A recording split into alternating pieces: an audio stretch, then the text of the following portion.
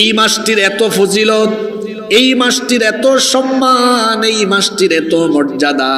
এই মাসে একটা বিশেষ রাত আছে, এই রাতের এত সম্মান, এত মর্যাদা, যেই রাতের ব্যাপারে আল্লাহ তাআলা কোরআনে কারিমে সূরাতুল কদরের মধ্যে বলছেন, লাইলাতুল কদরি খায়রুম মিন আলফি শাহর। এই মাসে একটা রাত আছে, যেই রাতের নাম হলো লাইলাতুল, সবাই বলেন রাতের নাম কি? লাইলাতুল। এই একটা রাতের মর্যাদা এত বেশি, আল্লাহ তাআলা বলেছেন লাইলাতুল কদরি খায়রুম মিন আলফি শাহর।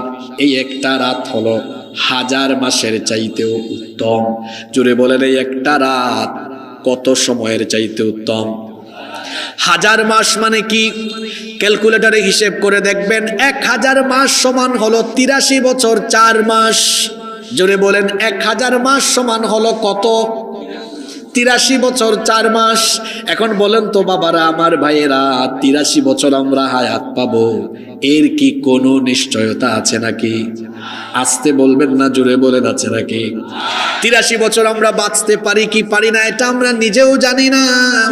কিন্তু আপনি যদি লাইলাতুল কদর পেয়ে যান, লাইলাতুল কদর যদি আপনার নসিব হয়ে যায়, আর এই রাতটাকে যদি আপনি আমলের সাথে কাটাতে পারেন, তাহলে 1000 মাস অর্থাৎ 83 বছর 4 মাস একটানা ইবাদত করলে যে পরিমাণ সওয়াব হবে, এই এক রাতের আমলে আল্লাহ তাআলা 83 বছর 4 মাস অর্থাৎ 1000 মাসের সমান আমলের সওয়াব আল্লাহ আপনার আমলনামায় দিয়ে দিবেন।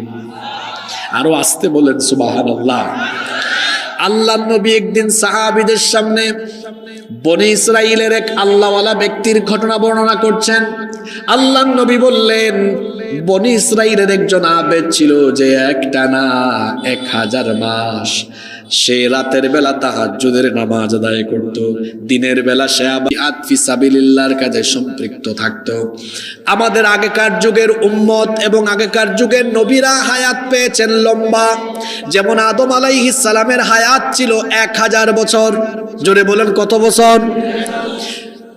আমাদের আগেকার যুগের নবীরা কেউ পেয়েছেন 950 বছর, 500 বছর, 600 বছর, 250 বছর, 300 বছর। আগের যুগের নবীদের হায়াত ছিল বেশি, আগের যুগের নবীদের উম্মতদের হায়াতও ছিল বেশি। এই জন্য তারা ইবাদত বন্দেগী করতে পেরেছেন বেশি। কিন্তু আমাদের উম্মতের হায়াত হলো কম, 50, 60, 70 বছরেরা বাঁচে।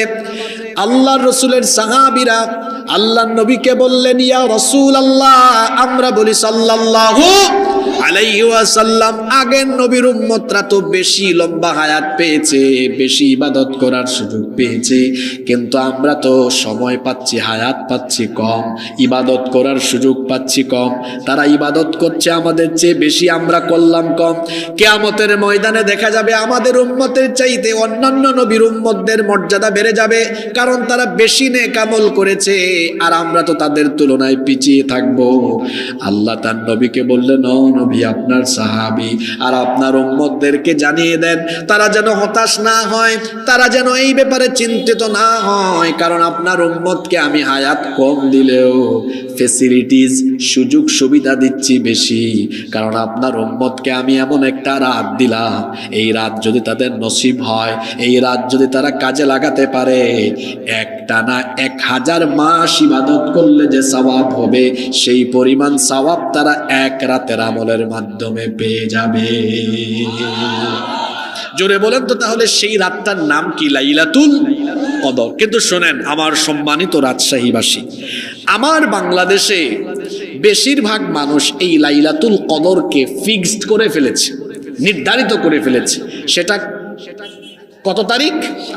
27তম রাত্রি, মানে 26তম দিবাগত রাত আর 27তম রাত্রি।